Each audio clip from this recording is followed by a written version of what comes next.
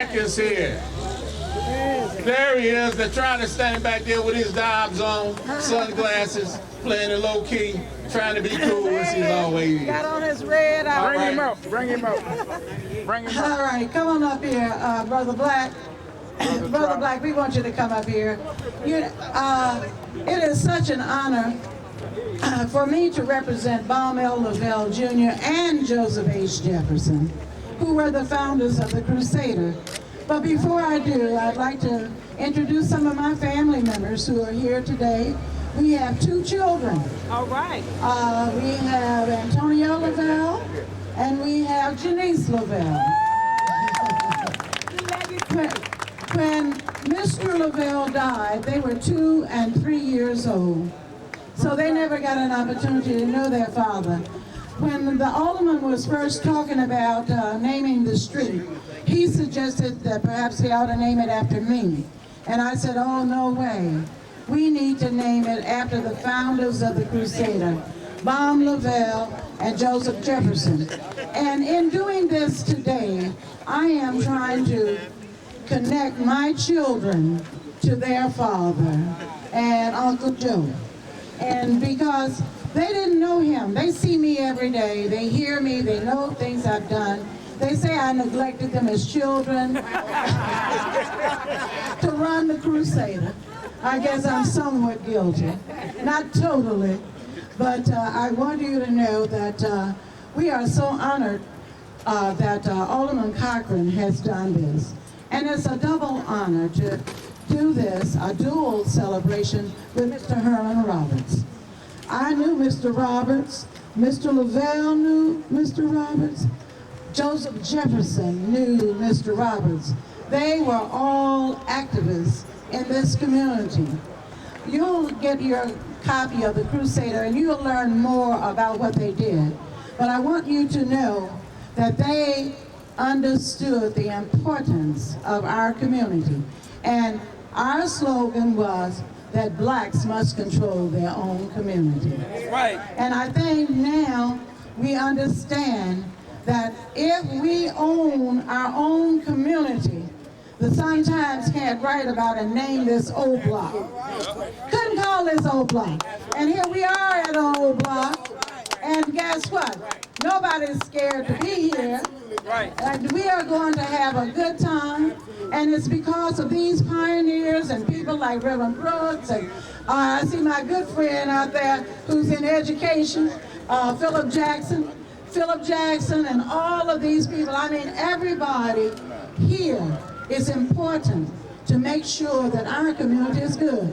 We're teaching Carl West how to be a newspaper person.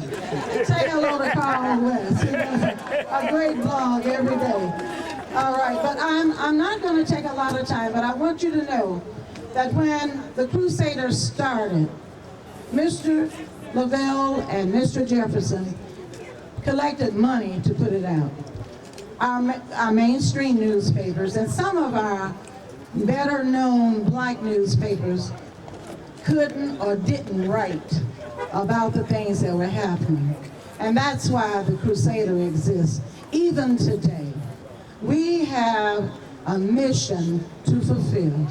And that is that our people will be the kind of people we know we are. We are educated, we are talented, we are people that can get things done. And so we need all of us, just as we have gathered here today, we need all of us to get together and let's own our own community. It's ours. We owe it to Baum Lavelle, Joseph Jefferson, and to Herman Roberts. We owe it to them. Now, some of you may wonder about the kids that are out there. They're from the Drew Turner Elementary School, from Princeton Park. They're not from this community, but say hello to these young people because we were at their school last Friday telling them that they can be whatever they want to be. And for them to study hard and make us all proud of the people we know they will become as adults. They're already important, but when they become adults, we have to depend on them for this to be a better world. And so I have carried on this newspaper. Mr. Lavelle died in 1968, and Mr. Jefferson died in 1984. It was because of the faith that Joe Jefferson had in me after Mr. Lavelle died that I was able to carry on the paper. Without his support, I wouldn't have been able to do it. But I want you to know I have not done this by myself.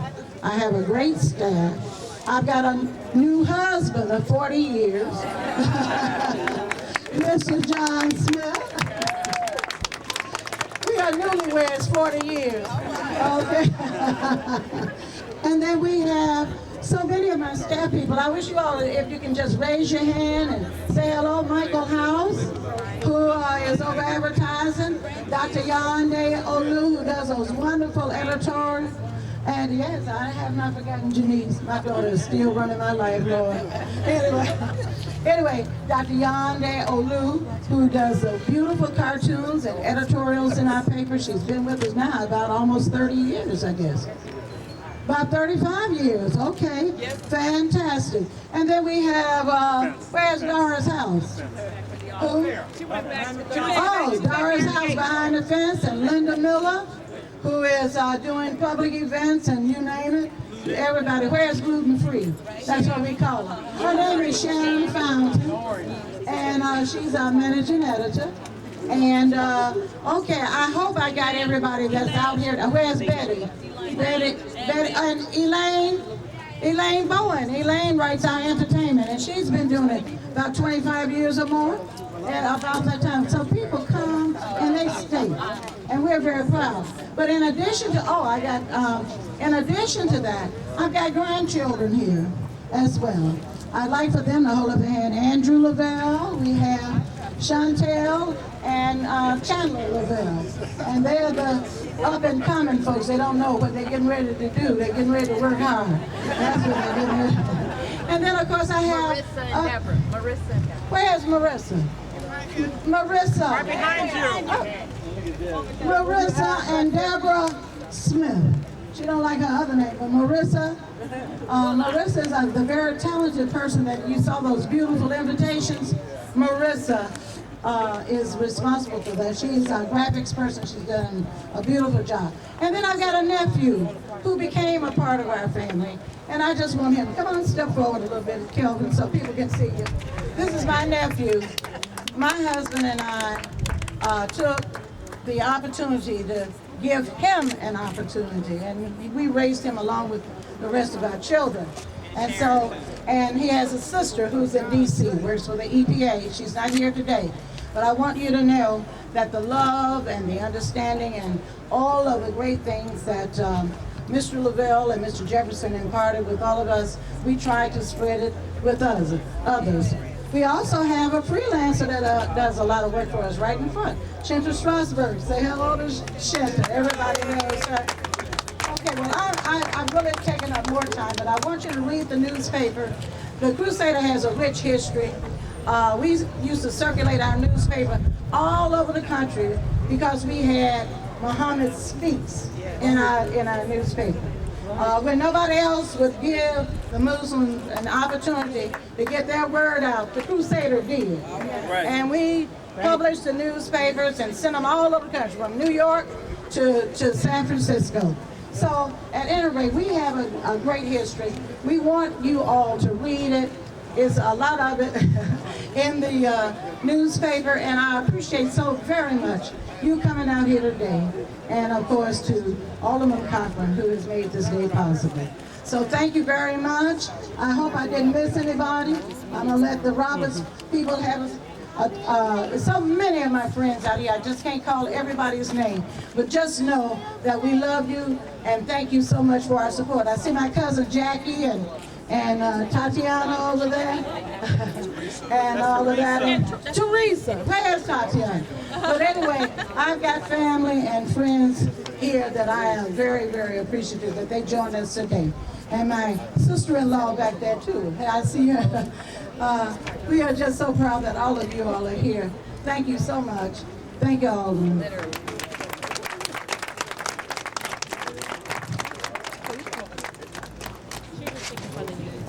Now, this is my sister, Hermia. I'm Jamalita Tillman, Executive Director of the Harold Washington Cultural Center. Hermia and I grew up together under Mr. Roberts and my mother, the Honorable Dorothy Tillman, and Dr. Jimmy Tillman.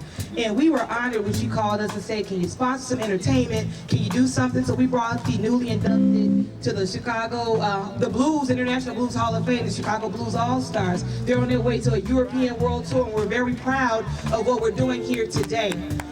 Hermia asked me to say a little bit on behalf of the young people that are the following generations. The Lavelle family is a family I grew up with, the Luster family, the Roberts family, and everyone here. And what's important is that they never left out the youth. It was always intergenerational. If there was a parent equalizer meeting, my mom was dragging me and my 4 brothers and sisters and all of us to where we needed to be and where we needed to go, and made sure that the connection of the generation stayed solid and stayed strong. We appreciate everything that you've done, Mr. Roberts, for us. When we were going through tough times at the Harold Washington Cultural Center, he made sure fundraisers was happening. He kept events going, and we keep you prayed up. And Hermia and I talk all the time, and the legacy is not in vain. These are the legends. We are the legacy, and we are committed to community, the children, and the culture. And we will make sure that the world vision, the global vision, that the Lavelle family, the Roberts, the Tillmans, the Lusters, the Johnsons, there's so much rich history here in Chicago. And I'm writing a story right now called A Room with a View.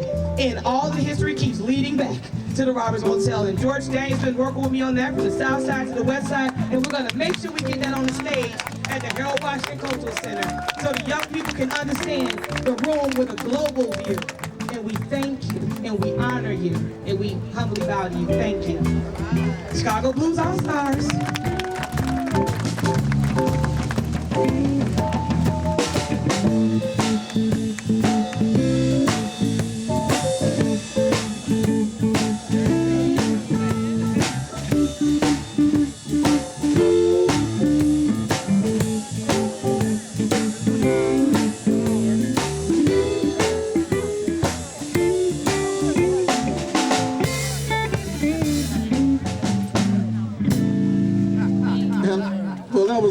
Wonderful rendition by Ms. Tillman, and I want to thank you for adding that.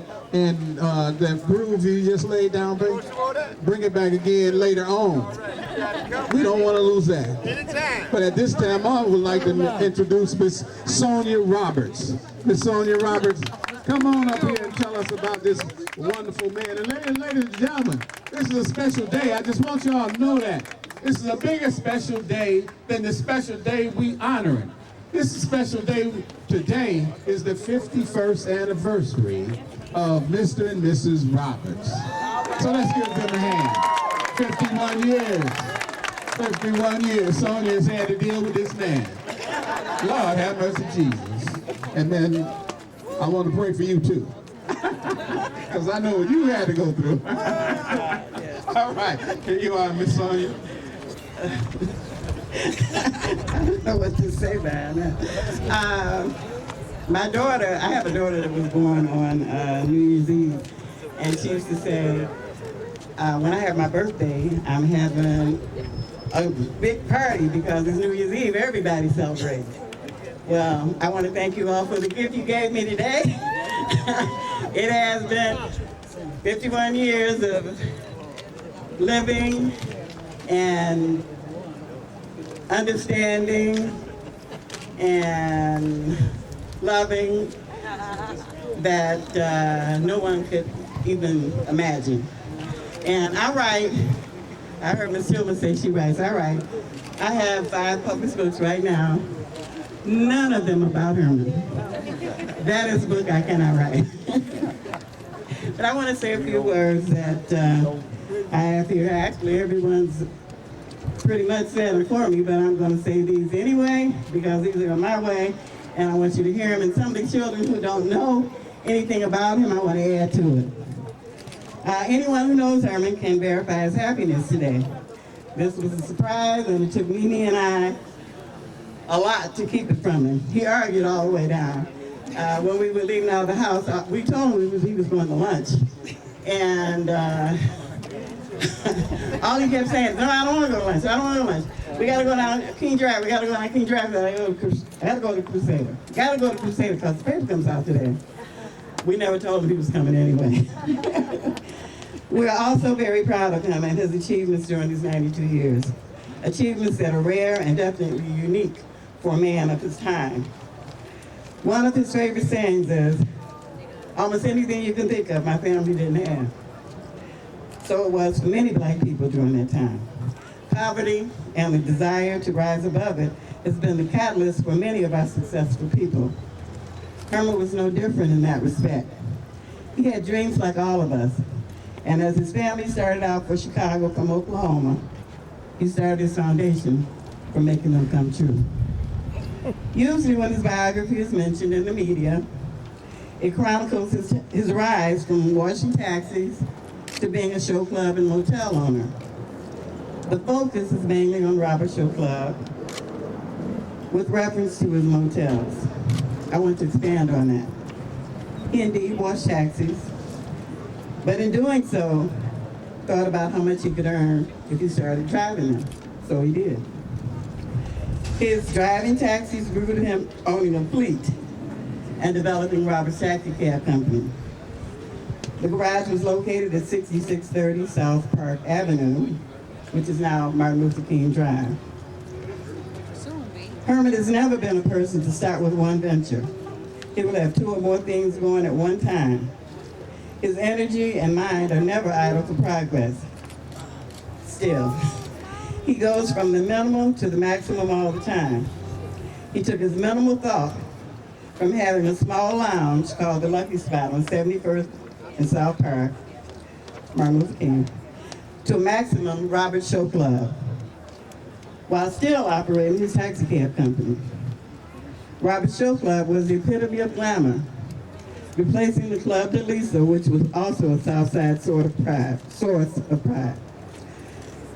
Robert Show Club brought in entertainers that played primarily in white, downtown, and that were closed to blacks. Many entertainers such as Sammy Davis Jr., Count Basie, Ella Fitzgerald, Dinah Washington became household names for us because of having an opportunity to not only listen to them, but to also see them.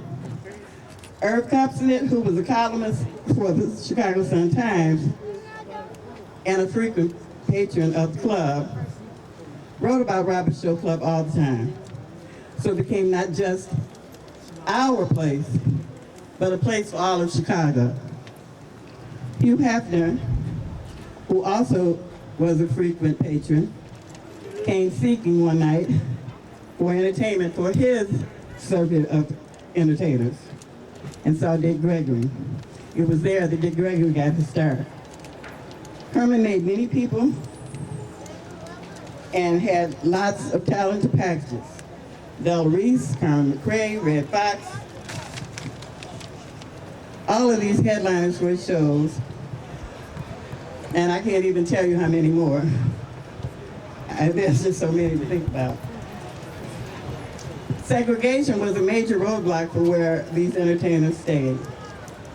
And Herman had a dilemma of what to do if they came. This was one of the questions that was asked of him when he went to try to get he went to actually secure Sammy Davis Jr. So he rented a friend's house for them to be able to stay in. And he did that several times for entertainers.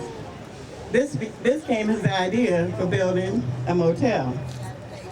So again, a minimal Robert's Motel number 1 went to a maximum Robert's 500 room, better known to us who worked it, Motel number 6. His entrepreneurship brought into his portfolio the Jackson Park Hotel at 67th and Stony Island, the Roberts Motel in Gary, and the Bel Air Motel in Oklahoma. I have said this before and take pride in saying it once again. He is the only black man in America that I know who has built 6 motels and owned them from the ground up. Those being Motel 1, 6630 King Drive, Motel number 2 and 3, 3755 and 58 South Michigan Avenue, Motel number 4 at 79th and Vincennes, Motel number 5, 6534 South King Drive, and of course, motel number 6 at 301 East 63rd Street. His pride and joy was that one. His dream was brought to fruition. I believe all those will be called to shame. What do you think?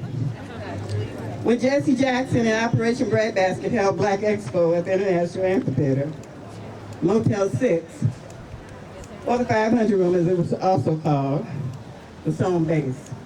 Black actors, actresses, musicians, all phases of entertainment met there. Herman opened his business up like it was a big party at his house. In later years, as Push was developed, it still was a source of pride to show off other meetings and expos, and they used it for that. Some of you will remember when Muhammad Ali was boxing, the only place you could see the fight was downtown in downtown venues.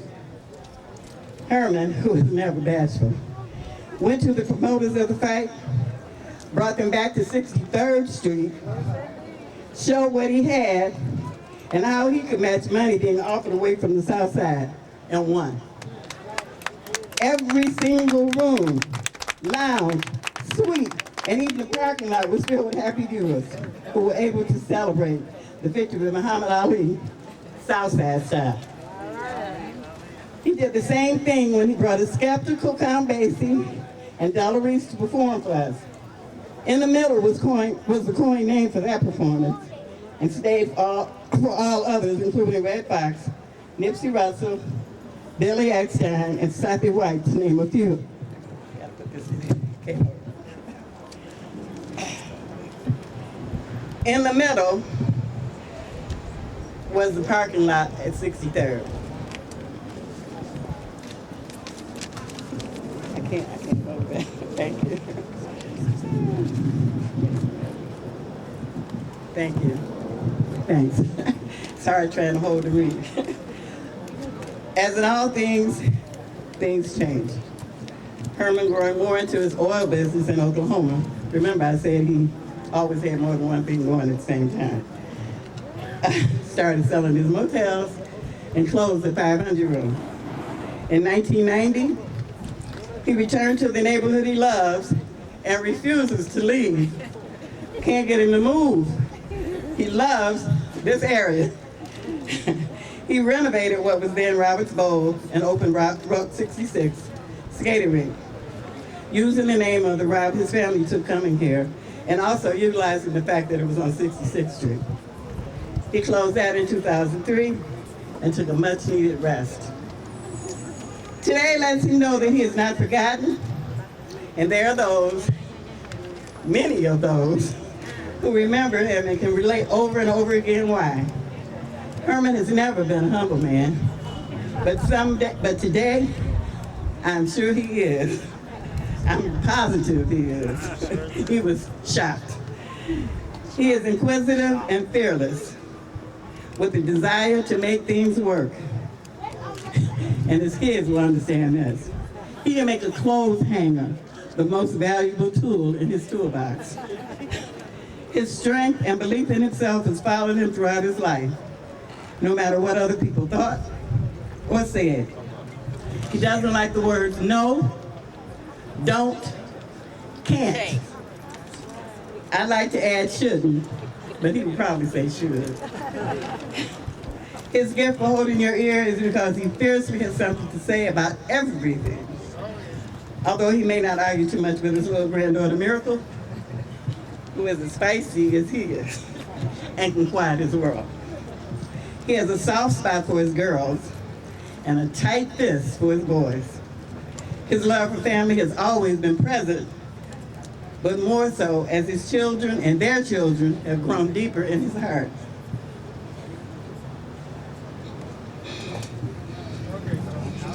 Go ahead, son. Come on. It's a wonderful day for him to have and see that so much of what he has done is being honored. And he has secured a place in Chicago history for them to be proud of. I'm especially proud for him today because even though he never says it, He knows the social world that we live in as black people sometimes renege on the saying equal. He knows the hand we sometimes hold is not all aces, and the pot of gold at the end of the rainbow may tilt over a bit if we dig too deeply into it. With that being said, I thank you again this day. His family thanks you for this day. We all hope you remember the name Roberts. It's the last name of a great man, but it's not the last Roberts in this family who will be great. Amen. This is his family.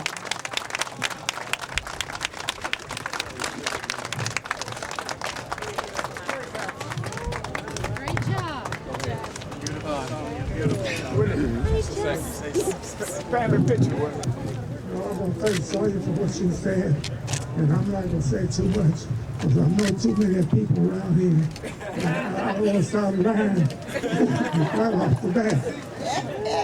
But anyway, I want to tell you, I came from Oklahoma, and people talk about writing a book. And I always thought about writing a book, and I came out trapping. I was trapping rabbits and possums and coons. Look at y'all say coon. But anyway, I learned how to trap all the time. So as soon as I got to Chicago, now you see people talk about the Crusader and some of the newspapers. See, I came back and all over there when I was down the street. All out there was running to catch rabbits out there. It was a white city. Had a great big old Big Ferris wheel. you know, it was a great big amusement park, White City, but they had fights out there. Oh man, and you couldn't go there. We were getting stuff there. Our taxi cabs couldn't go there. There's a lot of stuff that I remember. All out here at Woodlawn and Avenue Lounge and all the stuff there. And the Crusader newspaper, it was all new. All that was new. So all this here, all Woodlawn. If you lived in Woodlawn, you lived someplace special. Everybody was proud to live in Woodlawn. Woodlawn was all back here from 63rd Street, Avenue Lounge, back all there to go to Cottage Grove. You couldn't go to the Timberlake Theater. So many places you couldn't go. All of you couldn't go across the street. You couldn't go to the Timberlake Theater. You couldn't go to a lot of places. You couldn't go. But, you know, Shapery, you could see like going no Shapery downtown. But anyway, let me tell you something.